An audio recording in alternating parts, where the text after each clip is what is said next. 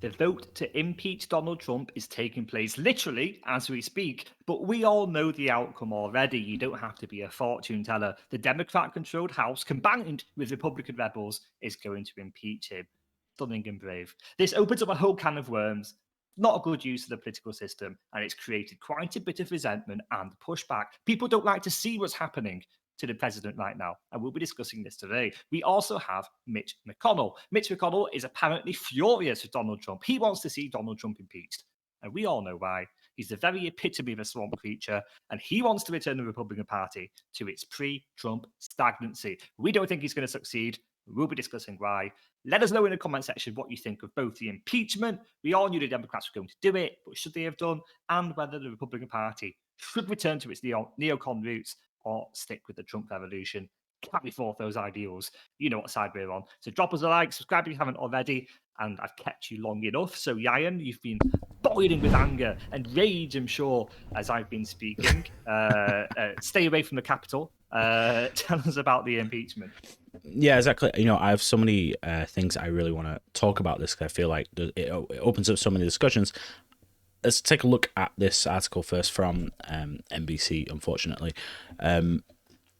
Basically, just to give you some context, in case you've been living under a rock, the House is expected to impeach President Donald Trump Wednesday afternoon for a second time, charging the president with incitement of insurrection for his role in the violent takeover by a pro-Trump mob of the US Capitol that left 5 people dead and terrorized lawmakers as they sought to affirm President-elect Joe Biden's victory.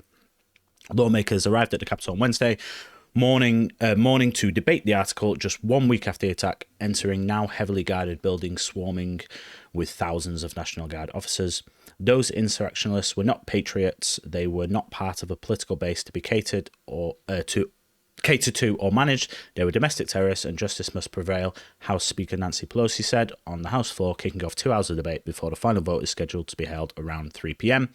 They did not just appear out of a vacuum. They were sent here by the president with words such as a cry to fight like hell. The president saw the insurrectionists not as foes of freedom, as they are, but as the means to a terrible goal, the goal of him personally clinging to power. So that's Nancy Pelosi's take. And that's the precedent that she wants. That's her version of events, shall we say, and the rationale of why she believes that this is a legitimate vote and why he should be impeached. I just want to say as well, this was a statement from the White House just released, I think about an hour ago at this point, from Trump. He says, in light of reports of more demonstrations, I urge that there must be no violence, no law breaking, and no vandalism of any kind. That is not what I stand for, and it is not what America stands for. I call on all Americans to help ease tensions and calm tempers. Thank you. So, what are your, I guess, initial? Do you think that this is a legitimate vote? Do you think that this is how the Constitution was intended to be used for situations like this with regards to impeachment? I mean, God, no. First of all, because the justification is absolute, forgive my French, balls. So she quoted there, fight like hell. Okay, so are we still in real life right here? It's clearly not referring to physical fighting. Under no circumstance has any person ever, unless you're a far left Democrat, looked at the phrases Donald Trump was saying and saying, yep, that's correct. He has instructed them to go and fight. No, it's stupid. It's been metaphorical, and that shouldn't happen. We shouldn't be held. It's the spirit of what we say that we should be held accountable for, not the precise wording that comes through. That's quite disingenuous. And second of all, impeachment, well, it kind of renders it a political tool, because if you don't have the justification down, and like I said, I don't believe the justification is all there, then it just becomes a partisan way of attacking a political opponent, which is exactly what's happened here. Thank God he can't fight back, at least from a Democrat's perspective, because he has no public outlet. What a travesty! What a stupid thing to happen. I'm really sad. And we're going to come to McConnell in a moment, a bit later in the video, but I wanted to talk about these quotes as well from Jerry Nadler, because they've kind of been unearthed in light of all of this. He said in 1998, with regards to impeachment of Clinton. He said there must never be a narrowly voted impeachment or impeachment substantially supported by one of our major political parties and largely opposed by the other. Such an impeachment would lack legitimacy, would produce divisiveness and bitterness in our politics for years to come, and would call into question the very legitimacy of our political institutions. And I absolutely think he's bang on with that. He's completely right. The whole... If you are impeaching a president basically entirely along party lines, it sets, I think, this horrible, horrible precedent where basically if you have control of the chambers, but you don't have control of the executive branch, you can just, impeach your political opponents, because that seems to be what the president is now. If this is the low bar that we're setting, Trump's speech before what happened on Capitol Hill, then you can pretty much rationalize anything from here on in to say that anything is an impeachable offense. If any president in the future uses any kind of emotionally charged language whatsoever, maybe on the campaign trail, you can just say, oh, well, that was an incitement of violence. Clearly, anyone can see with an ounce of impartiality, shall we say, when they look at Trump's speech, that it's just rhetoric. I mean, more than anything, he's, like you say, they're turns of phrase, and he's trying to show some emotion and be like, oh, we believe in our cause and we believe about making America great again. And that's how he's always been. I mean, it wasn't really any different to any of his rallies before the election. So for me, like I say, this kind of goes towards the title of the video, which is saying that the Democrats will regret this. They will regret it, just like they regretted changing the rules with regards to judges and confirming judges and changing it so that the filibuster couldn't do that anymore, couldn't stop those votes anymore. And just as though with Obama, when they no longer had control of the houses, that they abused the executive branch and he had all of these executive orders coming out left, right and centre. Both things which the Republicans then took advantage of under Trump's presidency, which they're obviously very upset about. I fear that they've now set a terrible precedent that we're just going to start impeaching people now when we don't like them, regardless of when they've been democratically elected. Yeah, or not even when we just don't like them. It's just whenever we have control of the House, right? Yeah. I look forward to Biden's impeachment. He's incited black people to fight for their rights in the Black Lives Right movement. So, of course, that's calling on them to commit violence. And, he's talked about the struggle for equality. So, struggle, that's incitement to violence, silly Jim. And he said he was attending a rally. That's also incitement. I think you're absolutely on the ball there. It's a slippery slope. It's a very slippery slope, and they don't seem to realise that they're hurtling down it at full speed.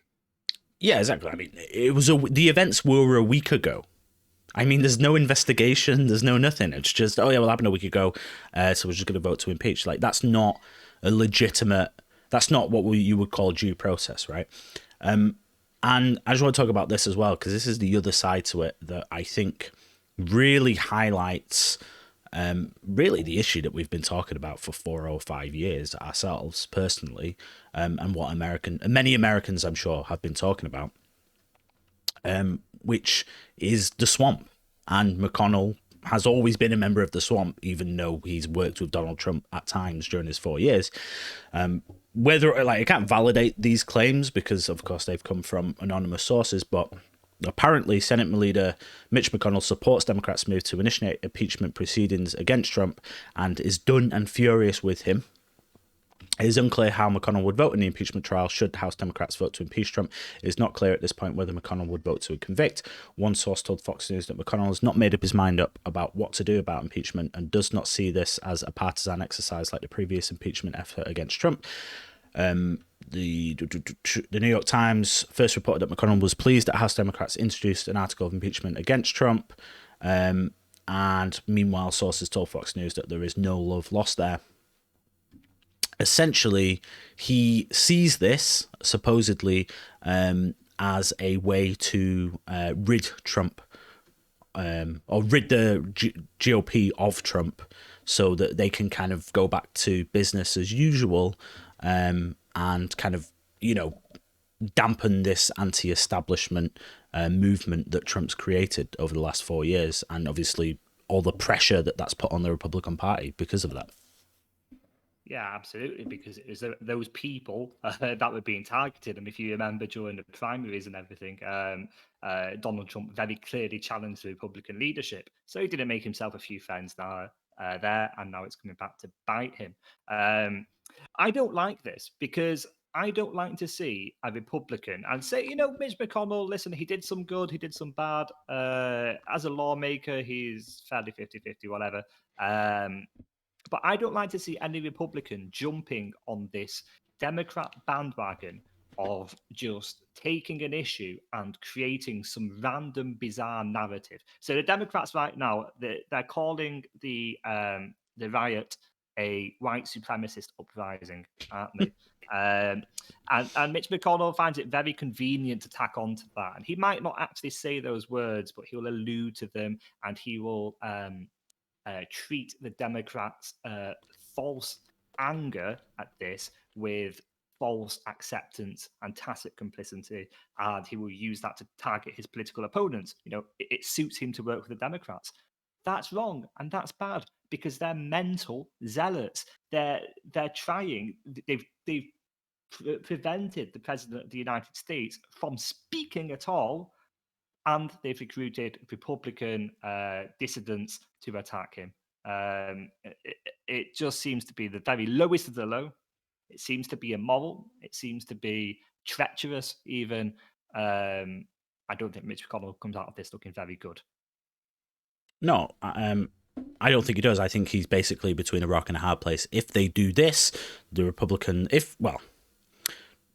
in terms of the impeachment, they're not even going to hold a vote on this or have a trial, shall we say, on this in the Senate and hold a vote until they think the House are saying that they're not going to send it to the Senate until 100 days after Biden's presidency or at his inauguration. I think there's two reasons why they're doing that. One is during that time, they'll obviously try and, I suppose, fraternize with the enemy and collude with Republicans and try and bring as many as they can over to their side to get the 2/3 majority that it would need to impeach. But also then in 100 days, which is a typical milestone for a president, where you reflect over the job that they're doing, they can just distract away from the job that Biden's doing and instead put all the focus on the Senate's impeachment trial. The thing is, though, obviously, there are no grounds in the Constitution to impeach someone that's no longer in office, which Trump won't be at the time. So it's total ludicrousy and garbage anyway. Their real motive seems to be to hold the vote after that over whether or not he should be able to hold office again.